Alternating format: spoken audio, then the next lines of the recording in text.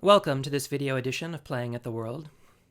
In celebration of the January 2014 40th anniversary of Dungeons & Dragons, today, for a bit of show and tell, we will cover a history of D&D in 12 treasures.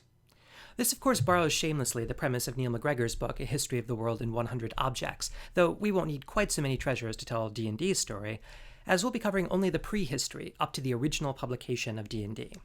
We'll be building the story not on widely published works, but instead on lesser-known objects closely associated with the game's early players and creators. So, without further ado, let's open the treasure chest and take a look at our first artifact. Okay, this may not look like much. Our first relic is a humble index card, but this particular index card is one of a very few pieces of surviving evidence of a late 1960s game called Braunstein. Bronstein was an experimental multiplayer wargame run by Dave Wesley, which inspired a new culture of role-playing in the Twin Cities.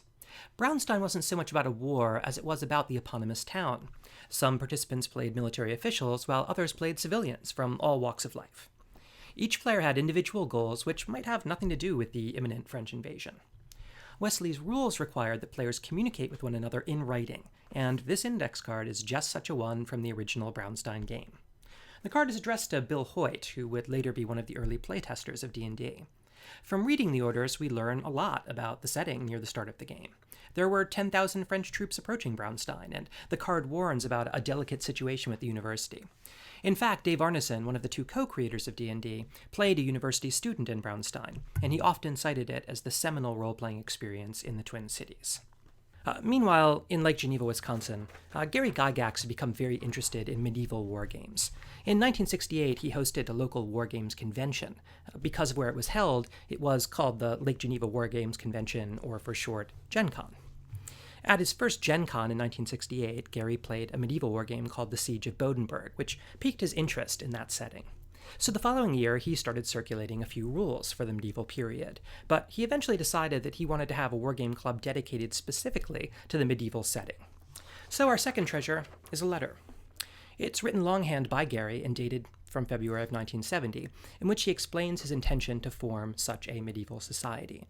He had no name for it yet, but he knew that he wanted the society head to be a local young man named Rob Kuntz, and he had some idea of what the society was going to do, namely to publish a newsletter to print rules and articles for the medieval period, and as well to run a multiplayer medieval wargame based on a hypothetical world for the society's members. Gary wasn't the only one then interested in the medieval period. We return now to the Twin Cities for our third treasure, a few pieces of scrap paper that someone has scribbled on. But the person who scribbled on these was Dave Arneson, and he made them at around the same time that Gary was forming a medieval society down in Lake Geneva. Dave had taken the concept of a Braunstein game, where rather than having just two sides, you have a pool of players who were assigned individual goals for the game, and applied this idea to the medieval. What we have here on these scraps of paper are the individual instructions given to the players for an early medieval Braunstein run by Arneson. In this battle, two players commanded an invading force, and one controlled the defending castle. But there were also players acting as free agents, including peasant forces in rebellion, a band of Vikings intent on plundering what they can, and two different groups of mercenaries willing to fight for the highest bidder. This game shows how David combined the open-ended multiplayer style of Braunstein with the world of castles and swords. Since Gary and Dave were both so interested in medieval war games, it seems natural that Dave would learn about Gary's new society and get on board. Gary and Dave already knew each other. They'd met at the second Gen Con in 1969 and immediately expressed an interest in working together on game rules. Now, in order to kickstart his new medieval wargaming society, Gary had begun publishing a newsletter called the Doomsday Book. He typed and printed the first 5 issues of this newsletter himself. Issues number 1 and 2 were just one-page flyers to drive up membership. Actually, on the wall behind me, you can see a framed copy of number 2. But our fourth treasure today is Doomsday Book number 3, the first issue made for subscribers. The front page lists the current membership of the medieval society at the time this was printed. As you can see, there are only 8 names, and Dave isn't even on it yet. But Arneson joined right after this was printed, so Gary sent him this particular copy personally. As you can see from the back, it is hand-addressed from Gary to Dave. If there's any single document that marks the moment when Gary and Dave began collaborating towards the games and rules that would become Dungeons & Dragons, this may well be it. As it grew from its initial handful of members, Gary and Dave's medieval group officially became known as the Castle Crusade Society. Per Gary's original plan, Society members embarked on a multiplayer game that would take place in a hypothetical world. They named this hypothetical world the Great Kingdom. Our fifth treasure today is thus a map of the Great Kingdom, drawn by Gary Gygax, which shows the many holdings and territories of the members of the Castle Crusade Society. The first location to note here is the county of Walworth on the north coast of near Div. This takes its name from Walworth County in Wisconsin, which is where the town of Lake Geneva is located. Walworth and the Great Kingdom contained Gary Gygax's own holdings in the game. He'd been named the Earl of Walworth in the second issue of the Doomsday Book. This map also shows the location of Dave Arneson's holding in the Great Kingdom, the Barony of Blackmoor.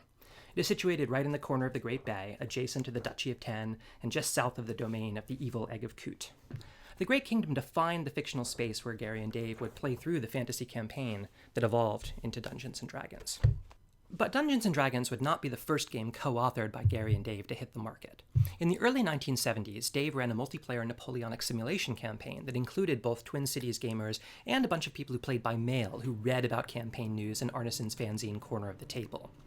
In this alternative Napoleonic history, the United States had become involved in the war, and the part of the United States in the game was played by the Lake Geneva crowd, including Gary Gygax, Rob Kuntz, and a fellow named Don Kay, who would later co-found Tactical Studies rules with Gary. Gary himself played the Secretary of the Navy. Since many of the battles in this campaign were naval, the group needed a good set of naval wargaming rules for the period. This brings us, then, to our sixth treasure. A 1971 pre-publication copy of Don't Give Up the Ship, the first published game that Dave and Gary worked on together. This particular copy was typed by Dave for spirit duplication, which explains the distinctive purple color of the text. Eventually, Gaiden Games would publish the finished product in 1972. In Arneson's Napoleonic simulation campaign, the distinction between a player and character wasn't yet fully formed. Everyone played themselves as the rulers of warring nations. A character didn't have a different name than his player. This was still true when Arneson's Blackmoor campaign started, but over time the idea of a character grew beyond its previous usage in wargames. Our seventh treasure is a surviving artifact from Blackmoor, something that's become a mainstay of role-playing games, a character sheet. This particular sheet from 1972 specifies the character of Pete Gaylord, one of the original Blackmoor players, hence it reads Wizard Gaylord at the top. On it we see many elements that Blackmoor pioneered, like the idea of level. We can see that Pete's character went up in level a few times by gaining experience, as previous levels have been crossed out and replaced. The real gem is what we find on the back, under the heading of personality. There we see numerical ratings for qualities of his character, like strength, or brains, or health. The last two would become intelligence and constitution by the time Dungeons & Dragons came around. Now, our next treasure has become so closely associated with role-playing games that you might think it was newly invented to go with D&D. It is a 20-sided die, and in fact, these have been around for thousands of years, but nothing before D&D had ever popularized them. Rumors of the existence of the 20-sider and other polyhedral dice began circulating in gaming fanzines at the very end of the 1960s, but it wasn't until 1971 that we read people like Gary Gygax talking about them. That year, he included 20-siders in a Second World War-era game called Tractics, and by the time he was working on D&D, he began incorporating 4, 8, and 12-sided dice as well. He got a set of these from a company called Creative Publications, who eventually supplied these dice to TSR after D&D came out. Early 20-siders weren't numbered from 1 to 20. Instead, they have two sets of the numbers 1 through 10, so Gary recommended coloring in one set of numbers to count as those over 10.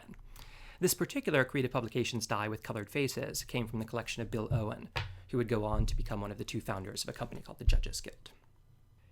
For treasure number 9, we turn back to the Twin Cities to look at an issue of Dave Arneson's fanzine, Corner of the Table. This is a remarkable issue, because it comes from the very end of 1972, at around the time that Dave would travel to Lake Geneva and demonstrate his Blackmoor rules to Gary Gygax. At this time, the heroes of the Blackmoor campaign had been exiled to an area called Loch Glumin, the area of the Temple of the Frog later printed up in Dave Arneson's 1975 book Blackmoor. In the Corner of the Table, we can read, for example, how Dave McGarry was lost in a recent trip to Blackmoor's dungeon, but that's okay because, quote, there are roles for everyone, and, quote, there isn't a single player in the Blackmoor bunch that hasn't had at least half a dozen lives. Here we get a real sense of Blackmoor as it was played right before work on Dungeons & Dragons began. This particular copy is one that Dave Arneson never sent out to subscribers, but kept in his personal collection. In a few of our previous treasures, we've covered essential accessories for playing Dungeons & Dragons, like character sheets and dice. But there's one more material component for a dungeon crawl: maps. The D&D rules say that before a game begins, the referee, and this was before anyone said dungeon master, must draw out a map of the dungeon that will be explored. As the players fight through the dungeon, they make their own map to record the areas that they visited, and ideally so they won't get lost and will be able to find their way out when it's time to go. These partial sketches of a dungeon map were drawn by one of Gary's playtesters, a guy named Mike Menard, as he explored the dungeons under Gary's Castle Greyhawk in 1973. While most pieces of scrap paper like this are tossed away, Mike had the foresight to never throw away anything. And from this sheet, we can get a sense of what it must have been like to have been one of the first people to adventure in the underworld of Greyhawk. This segues nicely to our penultimate treasure. Although Mike Menard played in the original Greyhawk campaign, he moved to the Twin Cities for the fall semester of 1973, where ultimately he ended up playing in Dave Arneson's Blackmoor. But he brought along with him photocopies of selections from the draft D&D rules put together by Gary Gygax. About a month ago now, Mike recovered these fragments from an old storage locker. In his honor, we call them the Menard Fragments, about 16 pages of draft, pre-publication D&D rules. They aren't the only surviving manuscript from this era. There's another, larger and more polished draft, which today we call the Dallin manuscript. What makes the Menard Fragments so special is that they are copied directly from Gary's own working draft, typed on his typewriter, and covered with his own hand edits. Although the fragments have only very recently come to light, they promise to give us profound new insights into the development of D&D immediately before the publication of the game. Our final treasure today, inevitably, is the first published edition of Dungeons & Dragons. It came in small boxes, like the ones you can see on the shelf up there behind me, which contained 3 booklets of rules. Only 1,000 copies of the first printing were produced in January 1974, and in fact, over the next 2 years, only a total of 4,000 copies of the game would be sold. A lot more than 4,000 people were playing the game then, though, because one copy could let a whole group play the game, and of course because a lot of people pirated the rules. But every copy like this of D&D's first printing is an artifact that was hand-assembled by the principals of TSR at Don Kay's house in Lake Geneva at the very inception of the role-playing hobby.